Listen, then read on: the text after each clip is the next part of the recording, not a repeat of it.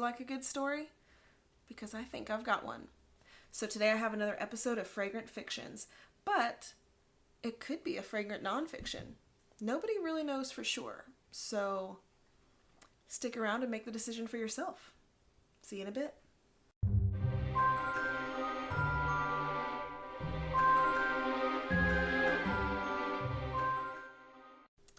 So I bet you're wondering, what character are we doing today? Although you might not be wondering that because it's probably in my title.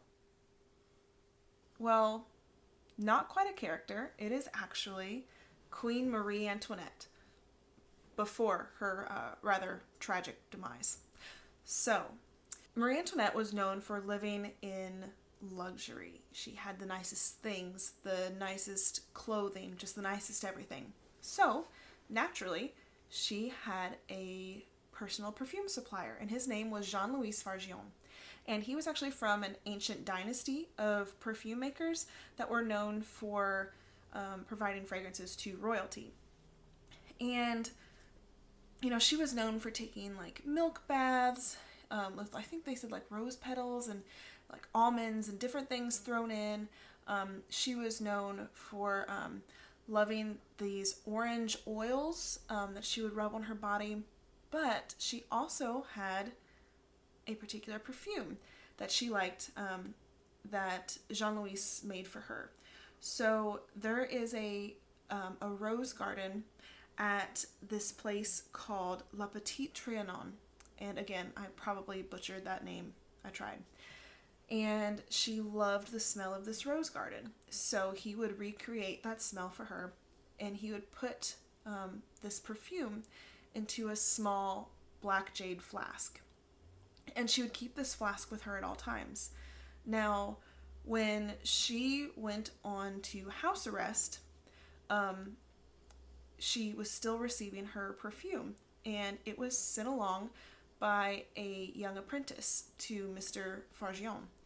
And so she was still receiving her fragrances regularly. Well, after the,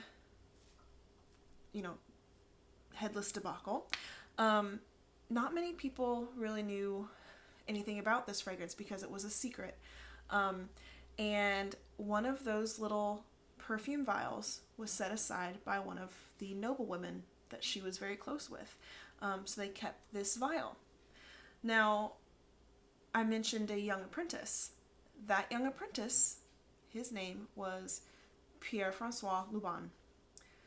There is a perfume house called Luban, started by Pierre. Now, he was just a young apprentice, and that fragrance the fragrance recipe was a secret, but he might have paid a bit more attention than he was supposed to be paying.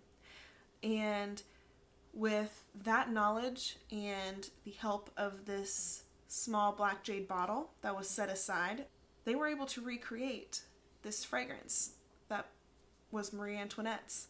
And yeah, it's called Black Jade by Luban.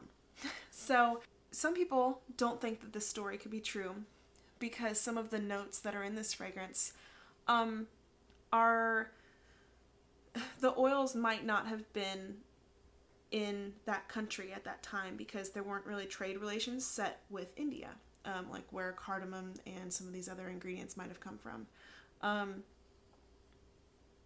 Who knows, really? We can't really say for sure. I mean, it's always possible that this Jean-Louis Fargion fellow was able to get things. Maybe he had traveled and had these things personally, but we just can't know for sure. So how does Black Jade by Luban smell? When I first sprayed this fragrance on paper, I thought it was kind of just a boring rose and cardamom scent, but on skin it is anything but. On skin, this fragrance is a complex floral chypre fragrance, and I love it. So this fragrance opens with a slight zing of bergamot, and it mixes with this smooth and slightly spicy cardamom. This is probably the most boring part of the fragrance because it is so cardamom heavy. But once we start to get into the dry down, these beautiful dark, luscious rose petals start to mix. And it just mixes perfectly in with that smooth and slightly spicy cardamom. On the skin, you can't smell it, but when you start to get whiffs, you get this hint of a slight incense, and it just lends this whole mysterious vibe to this fragrance.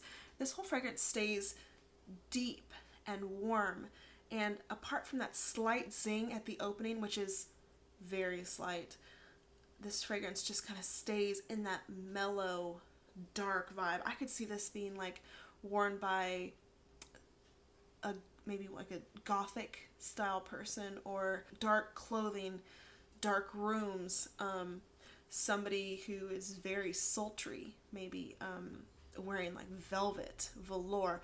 Honestly, this fragrance kind of has almost a velvety kind of like velvet rose petals. It's so soft and smooth. It is just beautiful. When we start to get into the far dry down, we start to notice sandalwood, patchouli, amber, tonka, vanilla, and this fragrance becomes this warm, rich, creamy, but also dusty and also earthy. I wouldn't say that it is feminine. This fragrance could totally be worn by men or women. This fragrance is timeless. This fragrance is rich. It is mature. It is not simple, but it is also not so challenging that it would offend anyone around you. This fragrance literally embodies drinking a rich chai in the middle of a dark and luscious and fresh rose garden, and you're just looking out on the world, and you are in charge of that world. Yeah, this is the kind of fragrance that a queen would wear. Absolutely.